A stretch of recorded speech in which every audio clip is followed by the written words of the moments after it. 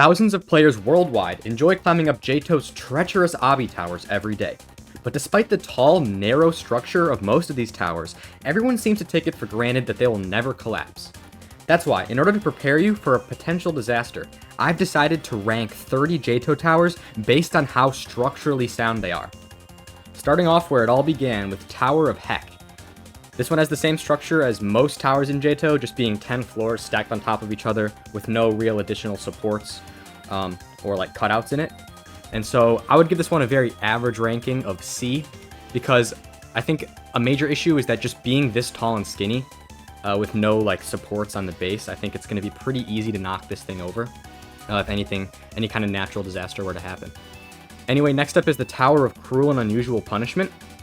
And this one definitely has like a unique, wacky structure. The biggest issue with this structure, though, is that every other floor is only supported by very skinny beams on the corners. And so I think it would be incredibly easy for just a gust of wind to just completely collapse a lot of these floors. So unfortunately, this one's going to have to go in D tier. The sequel to Cruel and Unusual Punishment is Tower of Brutal and Bizarre Torment. This one honestly suffers from the same issues as its original tower, because every other floor is made out of these very skinny beams, with the only real difference being that Brutal and Bizarre Torment has an even more wacky structure, so it's going to go right below its original tower. Next up is Tower of Descent into Exile, and this one has a very unique structure, and honestly, I have a lot of confidence in this one because most floors are held up by some sort of supports. But yeah, we can see 6 floors being held up by an artificial support. We can see a whole floor being suspended from a crane, and then we have another 3 floors that are being held up by a rocket booster.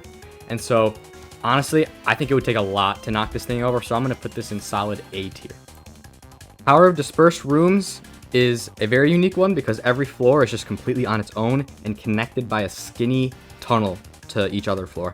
Honestly, I find this structure to just be pathetic because there's barely anything holding up each floor from just falling down. So I'm going to put this one probably in F tier. This might be our first F tier tower.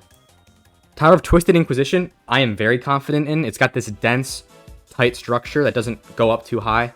The only issue I have, though, is that some of these floors are held up by these skinny, narrow beams that I don't have a lot of confidence in, so I'm going to put this one in A tier.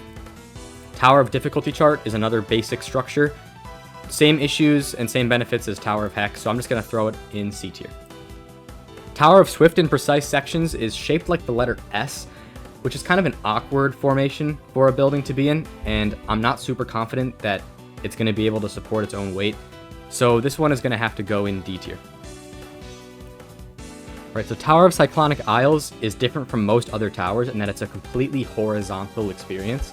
That's why I think it's going to be very strong, because there's really no way you could knock it over, and it's basically just a hallway.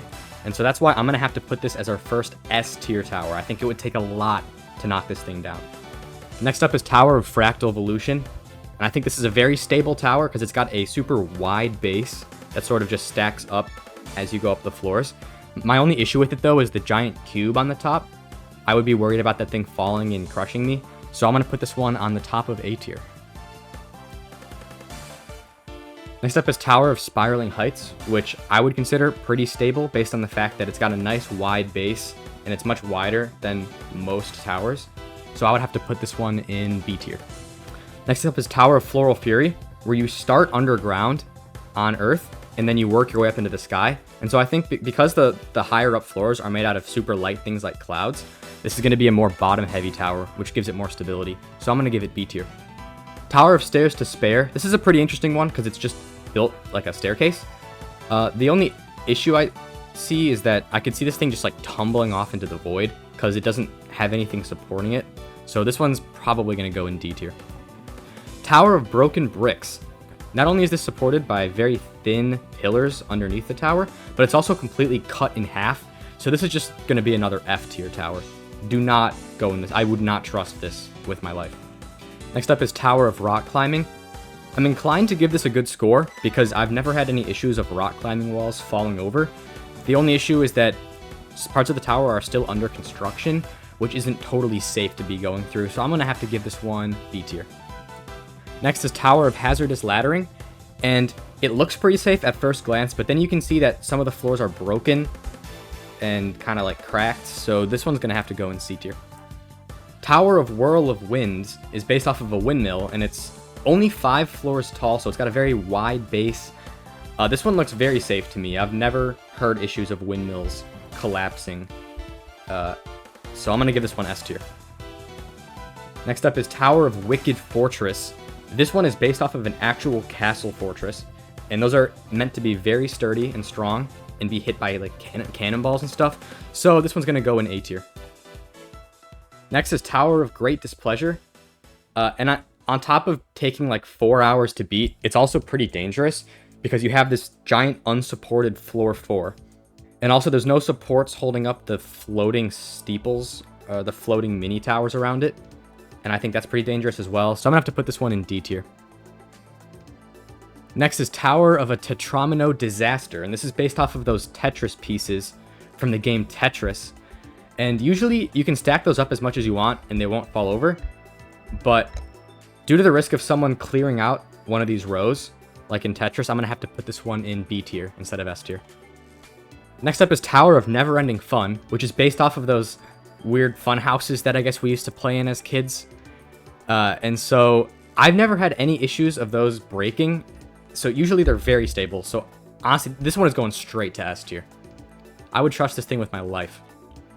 So on to the steeples. We've got Steeple of Dusty Dunes, which is literally made out of sand. And so I'm going to have to put this one straight into F tier because this thing is just going to be crumbling all around you. And if a single wave comes in, you're cooked. On the other hand, we have Steeple of Midnight Acropolis, which is this cool looking fortress with a wide base. This one looks really solid. I'm putting this one in A tier. The first citadel we're looking at today is Citadel of Heights and Depths. Because of how tall it is, being a citadel, it's automatically going to be a little bit weaker than most towers. However, I appreciate that they put in some supports to hold this thing up. But I still don't think that's enough, so this one's going to have to go at the bottom of the C tier. Next is the Citadel of Wacky Strategy. This one is extremely tall, being one of the longest citadels in the game. And so, I mean, that takes points off for it. You can also see partway through, it kind of splits off to the side and makes like a squiggle formation, being held up by 4 very narrow beams. So this one is definitely going to be weak, especially if you get past that halfway point. And so this one is going into the D tier. All right, next is the Citadel of Quadrilaterals. And I guess the theme here is that this one is only made out of quadrilaterals. So no wedges or spheres or discs, just squares. And so, I mean, it doesn't look super strong, just based off of its kind of wacky formation. But I think the biggest issue with it is that it's prone to just exploding at the end of the tower. So this one is very dangerous to be in. You don't want to get caught in that explosion. So this one's going into the D tier. Next is the Citadel of Peril, which is, it's a speedrunning citadel where you have lava rising.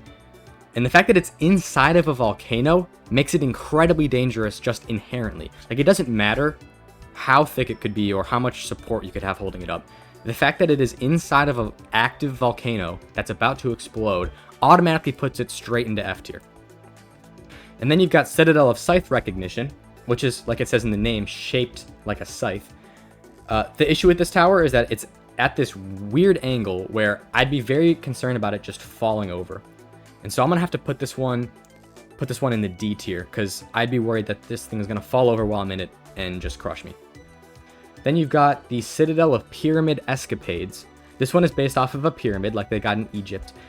And I would trust this one, actually, because, I mean, if you've seen these pyramids, they have been standing for thousands of years without falling over. And so I think this is probably one of the strongest ways you could possibly build a tower. So this one's going to the tippity top of S tier. And finally, you have Biotech Genesis, which is an inverted pyramid where the top is the widest. This one is not held up by a lot of super strong supports. Maybe there's some like magic technology going on here based off of the robotic theme of this tower.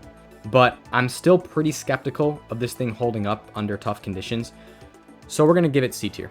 Thanks for watching to the end. Leave a comment if you agree or disagree with any of my rankings. If you want to see me rank even more towers, like the video to show support for the series, and then comment some of the towers that you want me to rank. If you have another idea for a tier list, I'd love to hear that too. Join the Discord server to participate in our latest community projects. We have launched a JToH competitor based on democracy and community voting. It's called Democratically Elected Towers of Hell. If you join our Discord, you'll get to vote on new updates and the towers that get in.